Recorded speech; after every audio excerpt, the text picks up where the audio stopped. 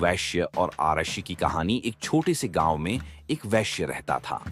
वह बहुत धनी था, लेकिन उसका धन उसके लिए केवल एक साधन था, एक साधन जिससे वह दूसरों की सेवा कर सकता था।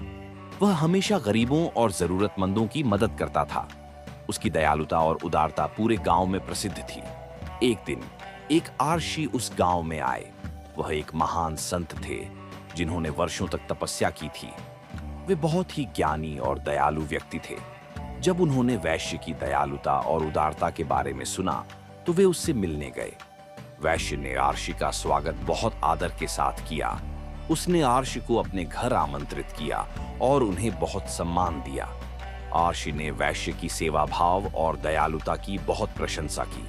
कुछ दिनों बाद आरषि ने वैश्य से कहा, मैं तुम्हारी दयालुता और उदारता से बहुत प्रभावित हूं। तुमने मुझे बहुत सम्मान दिया है। मैं तुम्हें एक वरदान देना चाहता हूं। तुम मुझसे कुछ भी मांग सकते हो। वैश्य ने सोचा और फिर कहा, महाराज, मुझे कुछ नहीं चाहिए। मैं पहले से ही बहुत खुश हूं। मेरे पास धन, परिवार और दोस्त हैं। मुझे और कुछ नहीं चाहिए। ऋषि ने कहा, तुम सच में बहुत ही दयालु हो, लेकिन मैं तुम्हें कुछ देना चाहता हूं। तुम मुझसे कुछ मांग लो। वैश्य ने फिर सोचा और कहा, महाराज, अगर आप मुझे कुछ देना चाहते हैं तो मुझे एक ऐसी शक्ति दीजिए जिससे मैं और भी अधिक लोगों की सेवा कर सकूं। ऋषि ने मुस्कुराया और कहा, तुम्हारी इच्छा पूरी होगी।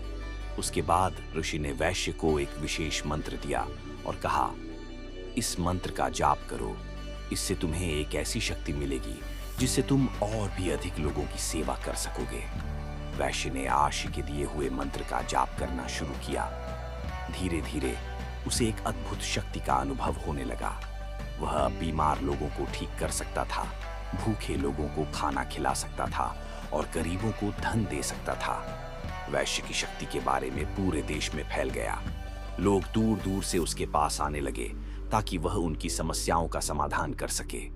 वैश्य ने सभी की मदद की, बिना किसी भेदभाव के। वैश्य की सेवा भाव और दयालुता की कहानी सदियों से लोगों को प्रेरित करती रही है। ये कहानी हमें सिखाती है कि सच्ची खुशी दूसरों की सेवा करने में है। जब हम दूसरों की मदद करते हैं, तो हम न केवल उनकी जिंदगी बदलते हैं, बल्कि अपनी भी।